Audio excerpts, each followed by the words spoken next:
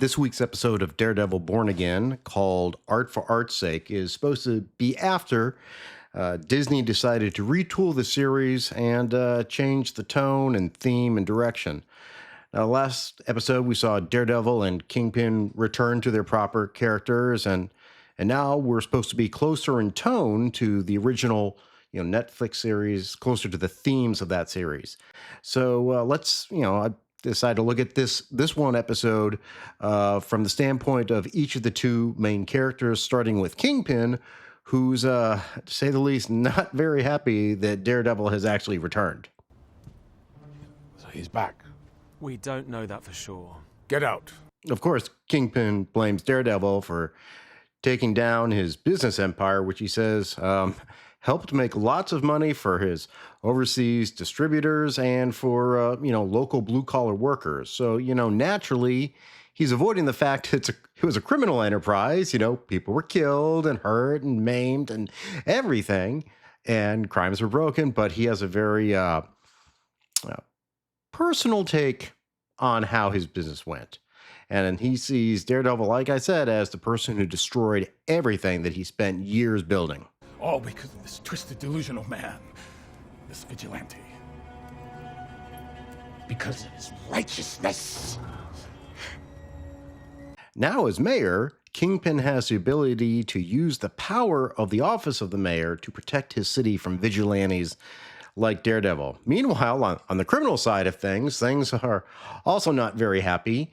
Luca, I think he's, remember Luca, the tracksuit guy? I think he's part of the tracksuit mob. Meets with Vanessa to remind her of how good things were before Kingpin became mayor. Luca suggests that maybe there should be a change in leadership, like it was in the old days when she was running things alone. So at the end of the episode, we see Vanessa text Luca the location of the Kingpin, saying he's alone. He's sitting in a restaurant, having dinner, all by himself. And clearly this shows that Vanessa is betraying the Kingpin, right? That's what we're all supposed to think, of course. Thank you, Buck. Of course, that's not what happens. Kingpin thanks Buck for taking care of the situation and tells him to call Vanessa to see if she wants him to bring home some dinner from the restaurant he's at. Of course, she didn't betray him. I don't think anyone thought she was going to betray him, but that's pretty much it for Kingpin's side of this episode. As for the Daredevil side of the show, it starts with Matt in the shower, showering off the blood from his fight with Muse. Heather finds some bruises on his back and starts questioning how this happened. And Matt, of course, gives some lies about falling down while taking a walk. And she then decides to do a little bit of therapy on him because, that's what happens when you date a psychotherapist, I guess. She says, he's never confronted his past trauma from when Foggy was killed and that it's affecting his new life. He says, I'm working on it. I'm trying to, go forward with my life. That's about it. I don't like the interaction between these two. For some reason, I don't find it very natural or a lot of chemistry between them. At the office, Cherry's there, Cherry, the ex-cop, and he confronts Matt also about becoming Daredevil, and he's not happy about it either, but Matt points out something very relevant to their past together, which we never saw, but I guess they're making it up for the show. Was a time when you were on the force. Moments like this, you called me. Daredevil goes to Muse's hideout and finds a bunch of sketches of faces. Now, of course, he can't see the sketches, but he's able to feel the textures of the drawings. And it turns out they're sketches of Heather because he's felt her face before and recognizes the shape, I'm guessing.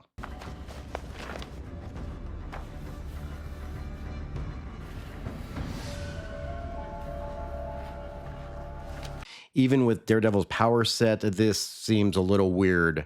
And quick thought, Matt better hope that no one runs fingerprints on those sketches because, he kind of left his sticky fingers all over them. Someone might put two and two together. But ultimately what this does mean is that Muse knows who Heather is.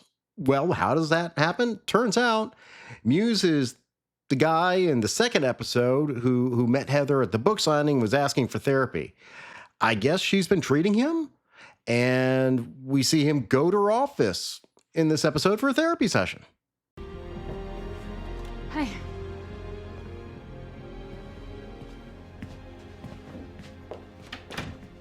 Yeah, let's be honest. The superhero's psychotherapist girlfriend treating the serial killer seems pretty contrived.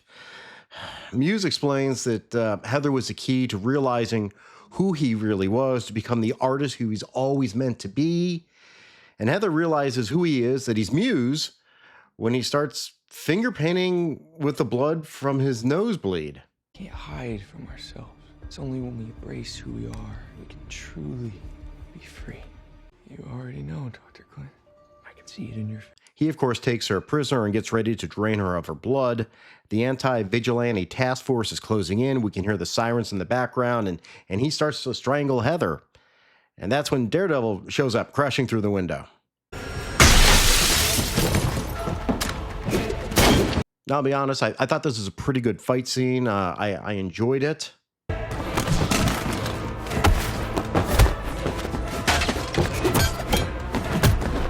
I didn't think it was as raw as the original Netflix series for some reason.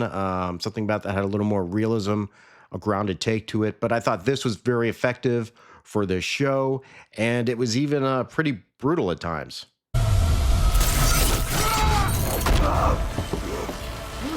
In the end, it's Heather, as she's bleeding out, who kills Muse.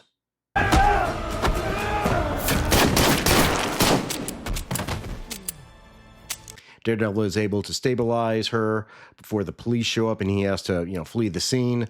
Later, when Kingpin is visiting the crime scene, one of the officers tells him that the Daredevil was there and was one who stopped Muse.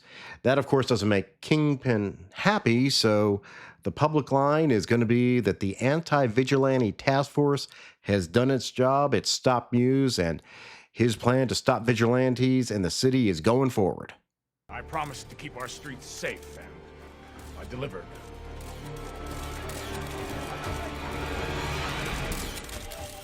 Overall, I didn't think this was really a bad episode. There's just something weird about it that I literally cannot place my finger on. I don't know if it's the fact that I know that there was the change in the storyline, if that's somewhere in the back of my mind, if it's a tonal shift. I'm not certain what it is. It just something about it feels weird. One of the things that does bother me, though, is the quickly wrapping up of the Muse storyline. I really thought this was going to be a character more prominent throughout this show.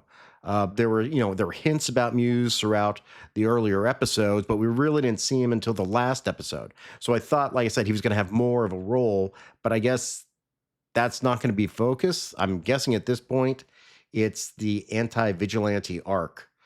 The bottom line is I'm just really not certain what's going on with this show. This is the 7th episode of a 9-episode season. Nothing wrong with the acting in the show. I have no problem with the acting. I think Charlie Cox and Vincent D'Onofrio portrayed their characters fantastically. I want to see more of them. I want to see them interact more dynamic, more in the way they did in the original series, where I thought they played their characters great and honestly had better writing. The fight sequence was really good for me on this show, but it was weird because I'm not used to seeing Daredevil fight in the bright sunlight, which is what he was doing. I mean, it was well-lit room. Most of the times we see Daredevil fighting, he's in the dark. There's a lot of shadows, maybe, lamp, casting random beams of light. More of that dark ambiance, Batman style almost. This is Daredevil style. Daredevil fights at night. It's to his advantage that his opponents can't see as well as he can in the dark. So something about that really just didn't seem right to me. And honestly, I don't remember from the old series if he ever fought in the daylight. It's been a few years since I rewatched it, so I don't think he did. It just was weird. Overall, yeah, this wasn't a bad episode. It's something about it just didn't click for me. That's my issue with it. Acting good, fighting was good, but the overall story is really jumbled and disjointed. I guess maybe, just wait for the second season to see where all the corrections really go from there. I'm not certain who's going to be there to watch a second season, though, because the ratings on this, from what I understand, are not very good. Maybe they really pick it up and it becomes great. Maybe these last 2 episodes are great, but this episode just wasn't quite hitting it like I thought it would for me. So we'll see what happens in the next 2 episodes that close out this season. Questions, comments, witticisms down below. Click all those good buttons, and I'll see you guys next time.